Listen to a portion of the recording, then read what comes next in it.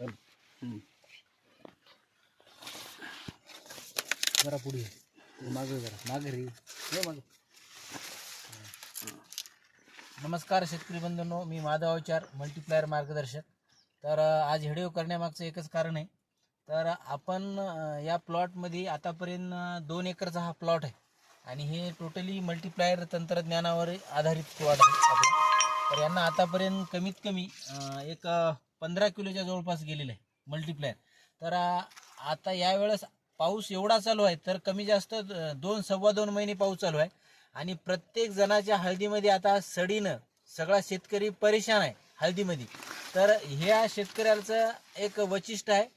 तर यांनी मल्टीप्लायर सतत यूज केले आणि मल्टीप्लायर यूज केल्या खातीर त्याच्या जमिनीमध्ये जी वापसा कंडिशन आहे या पाण्यामध्ये, इकडे बघा थोडं तेवढं दमानं फिरवत, इकडे वापसा कंडिशन, इकडे बघा हे बेड, ही रव्यासारखी माती झालेली आहे आणि सगळे बेड आतापर्यंत पॅक झालेले आहेत. तर हे बघा या बेड दाखव ना बरोबर, इकडे बघा ही माती, इकडे बघा या हळदीच्या मुळ्या,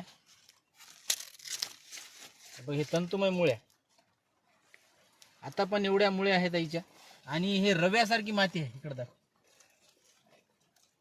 ही रव्यासारखी माती. तर मल्टीप्लायरचा एकच फायदा आहे, तर तुमची जमीन भुसभुस करणे, त्याच्यामुळं पांढऱ्या मुळ्याची संख्या भरपूर वाढ आणि ऑक्सिजन जमिनीत खेळल्यामुळं त्याला सड आणि बुरशीचा प्रादुर्भाव सगळ्यात कमी असतो. तर बघा एवढ्या 2 महिन्याच्या पावसामध्ये या जमिनीमध्ये कुठेही सड नाही, कीड नाही आणि हळदीमध्ये एवढा डार्क पण आहे. बघा हळदीची जाडी, पानाची जाडी, हरितद्रव्याचं प्रमाण आणि कुठेही तिडका नाही. बेडवर उभं राहून दाखव, कुठेही तिडका नाही अजाबात.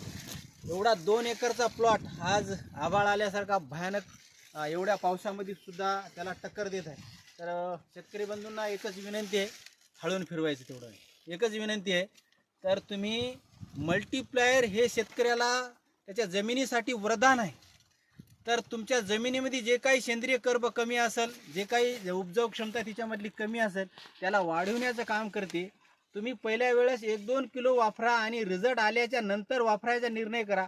तर शेतकरी बंधूंना एकच विनंती आहे, मल्टीप्लायर वापरा आणि जमीन वाचवा. नमस्कार. तेवढं फिरवायचं नसते, दमानं फिरवायचं राहिलं.